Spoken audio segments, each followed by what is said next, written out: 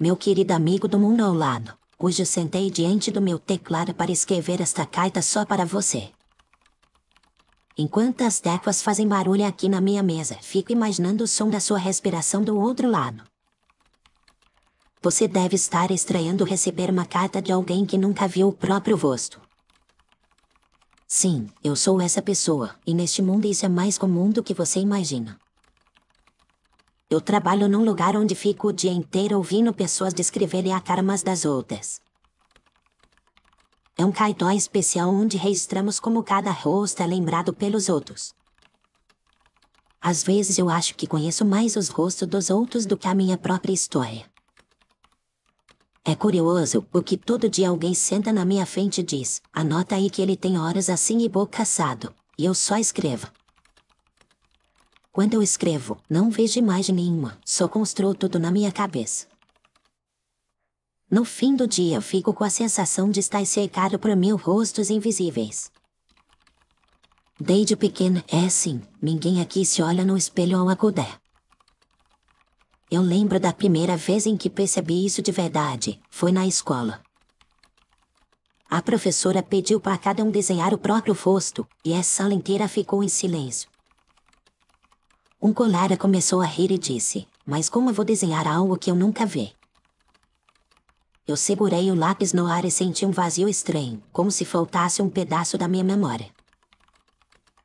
No fim, todo mundo teve que imaginar, baseado no que os outros já tinham comentado. Um dizia: me falaram que meu nariz é pequeno, então desenhou um nariz pequeno.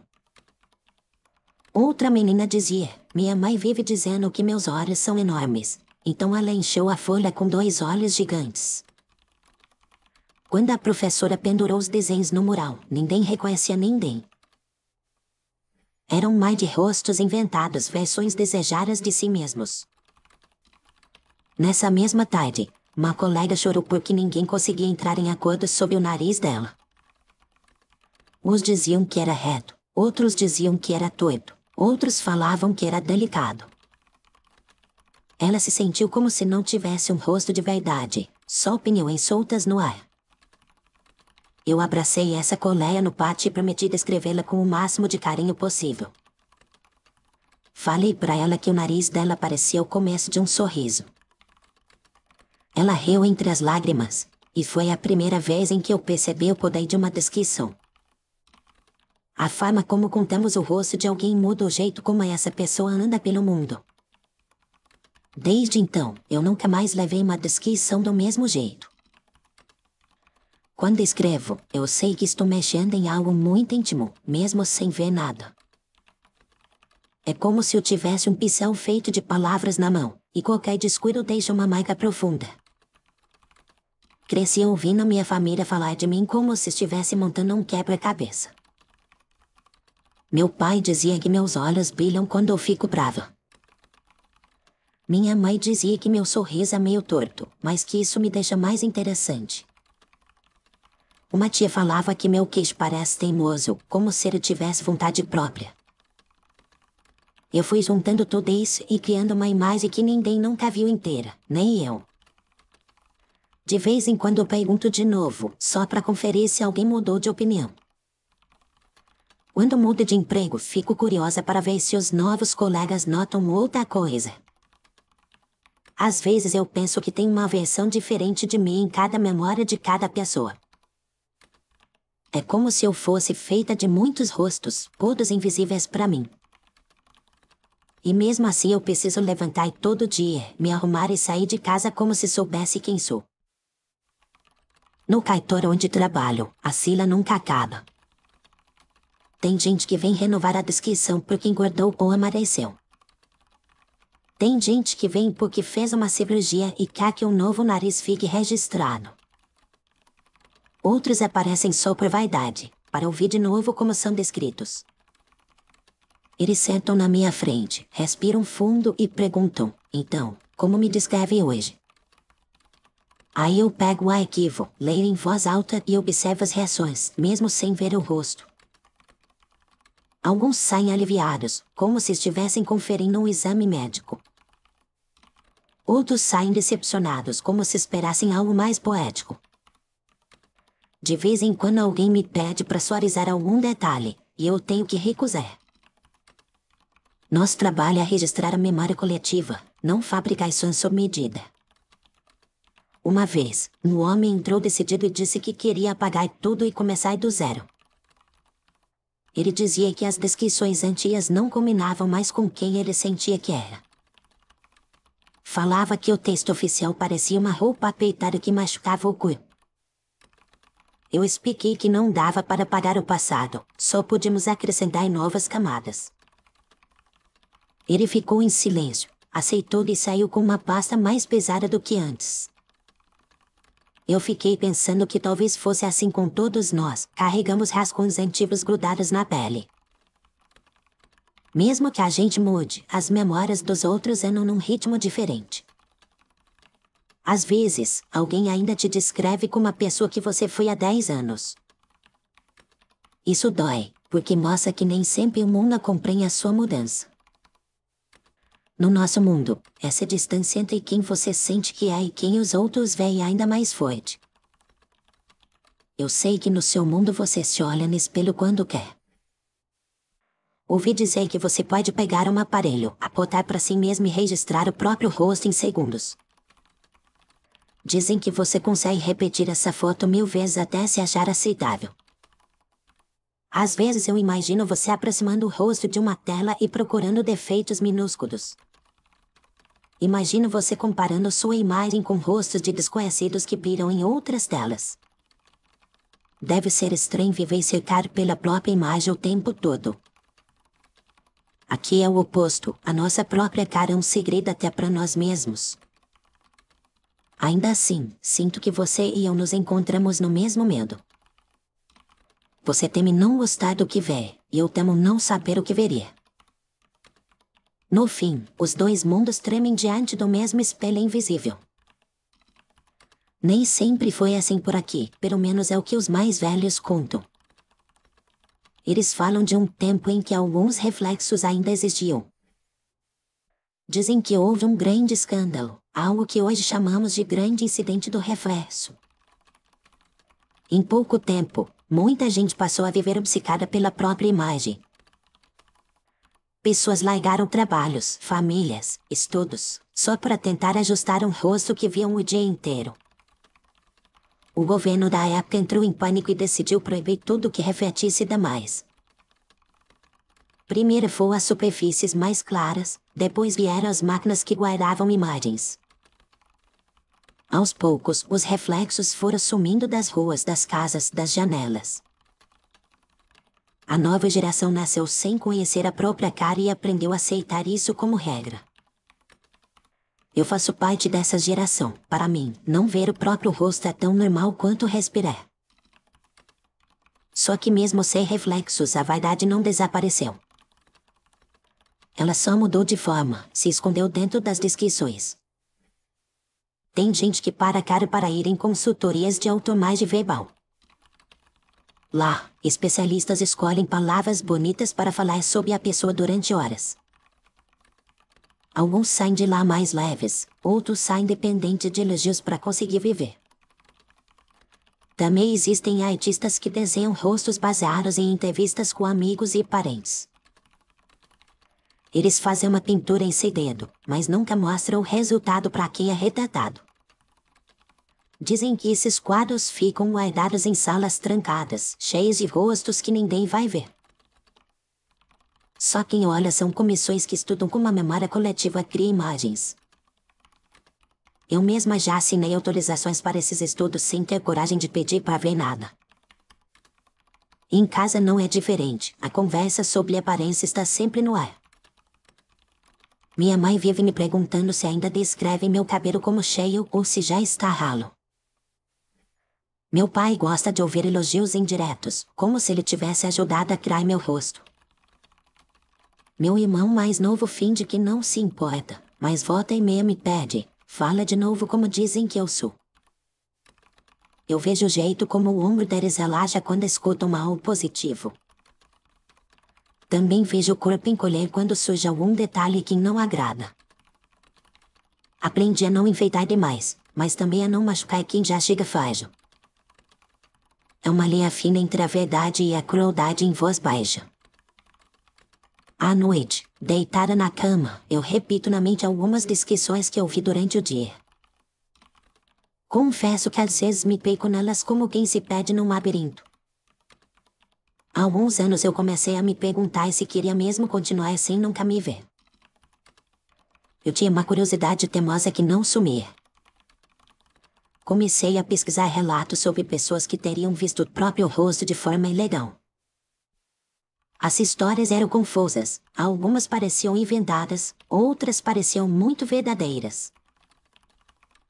Em muitas delas, a pessoa enlouquecia depois da visão. Algumas passavam o resto da vida tentando fazer com que os outros as descrevessem exatamente como tinham se visto. Outras diziam que nada mudou, o que parece ainda mais assustador. Afinal, se ver e não sentir nada talvez seja a pior notícia. Ler tudo isso não acabou com a minha curiosidade, só deixou ela mais afiada. Foi então que eu ouvi falar de um experimento oficial controlado. Pesquisadores queriam estudar o que acontece com alguém da minha geração quando vê o próprio rosto uma única vez. Eles criaram um dispositivo que aqui chamamos de refletor de uma única vez. A pessoa anda numa sala, o aparelho é ativado e mostra a imagem do rosto por alguns segundos. Depois disso, o aparelho se apaga e nunca mais funciona. Tudo é feito sob supervisão, com apoio psicológico antes e depois. Mesmo assim, houve muita discussão, muita gente achando o experimento perigoso demais. Alguns dizem que mexer com esse tipo de curiosidade é cutucar um vulcão adormecido. Outros defendem que entender a própria imagem é um passo importante para a liberdade. No meio desse debate todo, meu nome apareceu na lista de pessoas selecionadas. Quando me ligaram, minhas mãos tremeram tanto que quase deixei o aparelho cair da mesa. Eles escolheram pessoas que lidam com descrições de rostos todos os dias. Acham que nós, do cartório, temos uma relação especial com a ideia de aparência. A proposta é simples e assustadora ao mesmo tempo. Eu poderia entrar na sala, me ver por alguns segundos e depois passar por várias entrevistas. Eles querem saber como isso muda a minha relação com o trabalho e comigo mesma. Desde que aceitei, eu sinto como se a minha rotina tivesse ganhado um relógio invisível. Cada rosto que registro parece me perguntar, e o seu você vai encarar quando? Às vezes, no meio de uma fila lotada, eu me pego imaginando o que meus olhos fazem quando fico nervosa. Fico tentando adivinhar se o meu sorriso é realmente torto ou se minha mãe exagera. Minha cabeça volta sempre para o mesmo ponto. Será que vale a pena saber? Eu queria te perguntar isso, já que você vive cercado pela sua própria imagem. Será que você sente mais paz por se ver tanto? Ou será que isso só abre mais espaço para dúvidas e comparações? Você já desejou passar um dia inteiro sem ver sua cara em nenhum lugar? Já pensou em como seria viver guiada apenas pelo jeito como as pessoas te tratam? Sem foto, sem vídeo, sem reflexo, só a resposta do mundo quando você entra numa sala. Eu imagino que às vezes você deve querer desligar tudo e esquecer como é. Aqui, às vezes é o contrário, eu queria ligar alguma coisa só por alguns segundos. Queria fazer esse teste que você faz todo dia sem perceber. Só que no meu caso, cada segundo viraria um marco na minha vida. Tenho medo de não gostar de mim, isso eu admito. Tenho medo de descobrir que as descrições mais bonitas foram gentilezas para me proteger. Também tenho medo do contrário, de ser mais bonita do que imaginava. Isso pode parecer vaidade, mas me assusta pensar em como isso mexeria com o meu ego. Eu poderia ficar presa em um ideal novo, tentando manter para sempre aquela imagem. Já ouvi histórias de gente que não consegue envelhecer depois de se ver uma vez, nunca mais em paz. A pessoa passa a vida inteira tentando se agarrar à juventude daquele momento. É como viver com uma fotografia grudada na alma, sem poder mudar. Ao mesmo tempo, se eu recusar o experimento, vou carregar essa curiosidade comigo até o fim. Fico pensando qual dos dois pesos é mais difícil de segurar. Engraçado como algo tão simples para o seu mundo vira um drama enorme no meu. Você entra no banheiro, olha e segue o dia. Eu recebo convites oficiais, assino documentos, marco datas, tudo por uma olhada rápida. Às vezes eu rio disso sozinha, parece exagero, mas é a nossa realidade. Quando a ansiedade aperta, lembre de todas as pessoas que passam pelo meu balcão. Vejo como elas são feitas de palavras alheias. Lembro de uma senhora que dizia que só se sentiu bonita depois dos 60 anos. Ela me contou que, quando era jovem, só ouviu críticas. Aos poucos, as descrições foram mudando, ficou mais calma, mais aberta, mais doce. De repente, todo mundo começou a chamá-la de bonita por causa do jeito como ela olhava os outros. Essa senhora me fez pensar que talvez o rosto seja mais o resultado da vida do que da forma. Se isso é verdade, então meu rosto muda toda vez que escolho ser mais gentil.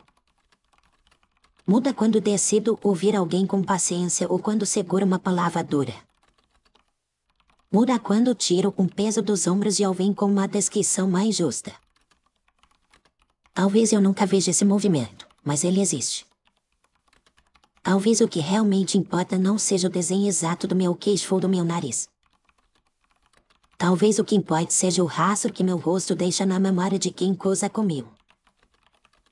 Isso me consola nos dias em que a curiosidade quase vira dor física. Nessas horas eu fecho os olhos e penso, o que será que os seus olhos veriam se me encontrassem? Fico torcendo para que a resposta seja alguém em quem dá vontade de confiar. Se um dia eu entrar nessa sala do refletor de uma única vez, vou lembrar de você. Vou imaginar que você está do outro lado da parede, segurando uma caneca quente. Vou imaginar que você me escuta respirar fundo antes de olhar. Talvez eu me veja e pense, então é assim que essa voz parece. Talvez eu me surpreenda ou talvez eu reconheça alguma coisa que já senti por dentro. Depois disso vou ter que lidar com um novo tipo de memória, a memória de mim mesma. Eu não sei ainda se vou aceitar, a data está chegando, mas ainda posso dizer não. Por isso eu quis escrever esta carta, para dividir o peso da decisão com você. Não porque você possa escolher por mim, mas porque dividir o medo sempre torna ele um pouco menor. De certa forma, só de você ouvir, você já faz parte da minha história. Eu queria te propor uma experiência simples aí no seu mundo. Um dia, tente passar algumas horas sem se olhar em nenhum lugar. Não pegue o aparelho, não abra a câmera, não pare diante de nada que te mostre. Nesse período, preste atenção em como as pessoas te tratam e em como você trata as pessoas. No fim do dia, pergunta para si mesmo quem você foi sem ver a própria cara. Depois, se olhar no espelho, preste atenção no que vem primeiro na sua mente. Se é o formato do seu rosto ou o jeito como você se sentiu naquela experiência. Talvez você descubra que já se conhece muito mais do que imagina. Ou talvez perceba que se culpa mais por razões que nunca parou para pensar. Em qualquer um dos casos, você ganha um pouco mais de clareza sobre si mesmo. Eu sempre que penso nisso lembro de uma frase que inventei para me acalmar. Eu digo para mim mesmo que meu rosto mora nos olhos de quem me olha com carinho. Quando alguém me trata com respeito, eu imagino que meu rosto fica mais leve. Quando eu machuco alguém, eu imagino que meu rosto fica mais duro, mais pesado. É um jeito de lembrar que a aparência não nasce só da carne, mas também das escolhas. Isso não resolve todos os conflitos internos, mas me dá um mapa para seguir. Se algum dia eu me achar feia demais, mesmo sem saber como sou, posso ajustar minhas atitudes. Posso ouvir melhor, falar com mais cuidado, ser mais justa, ser mais honesta. Tudo isso é trabalho de dentro para fora, mesmo no mundo sem reflexos. Talvez seja o único tipo de beleza que nenhum incidente, nenhuma lei, consiga apagar. Meu amigo do mundo ao lado, eu não sei como você está se sentindo ao ouvir tudo isso. Talvez ache estranho, talvez ache um pouco triste ou um pouco libertador. Talvez pense que eu complico demais uma coisa que para você é tão simples. Só que para mim, cada detalhe dessa história é a textura da minha vida. Todos os dias, quando digito descrições e carimbo documentos, eu penso em identidade. Penso em quanto de nós está no controle e quanto está nas mãos dos outros. Penso em quantos rostos você vê por dia sem realmente reparar. Penso em quantas descrições injustas você já carregou sem perceber. No fim, acho que os dois mundos teriam muito a aprender um com o outro. O seu pode nos ensinar coragem para encarar a própria imagem, e o meu pode lembrar vocês de ouvir mais essas histórias por trás de cada rosto. Eu vou terminar essa carta com uma pequena confissão. Mesmo sem saber como é meu rosto, eu gosto da pessoa que estou tentando ser. Gosto de como eu escuto os outros, de como tento equilibrar verdade e cuidado. Gosto de quando consigo aliviar a insegurança de alguém só com uma escolha de palavra. Gosto de escrever para você como se já fôssemos amigos de longa data. Gosto de imaginar que, em alguma linha do tempo, a gente poderia se encontrar num café qualquer. Você me olharia nos olhos, me descreveria do seu jeito e eu guardaria essa descrição como um presente. Talvez eu nunca saiba se seria parecida com as outras versões, mas ela seria sua e isso bastaria. Por enquanto, o que eu tenho são essas palavras que a sua atenção até aqui. Isso já é muito mais do que eu esperava quando comecei a digitar. Obrigada por ficar comigo até o final dessa carta longa. Eu sinto como se tivéssemos caminhado lado a lado por um bom tempo. Se essa conversa tocou o seu coração ou despertou alguma curiosidade, eu te peço com carinho que deixe o seu rosto no vídeo. Se quiser continuar recebendo cartas de mundos diferentes, se inscreva no canal e ative as notificações do jeito que for mais confortável para você. Eu vou adorar ler o que você pensa, então escreve em comentário contando como é a sua relação com seu próprio rosto e com as descrições que já recebeu. Se você quiser apoiar ainda mais este projeto de amizades entre mundos, pode usar o código na parte de baixo do vídeo ou o link na descrição para fazer uma contribuição para o canal. Lá na descrição você também encontra ligações para outras obras de séries bem diferentes desta, feitas com o mesmo cuidado e com o mesmo desejo de fazer você pensar e sentir. Eu me despeço por agora, mas já estou preparando a próxima mensagem para te encontrar de novo por aqui em outro dia. Com carinho, da sua amiga que vive num mundo sem reflexos, bem ao lado do seu, e que espera te ver de novo no próximo episódio.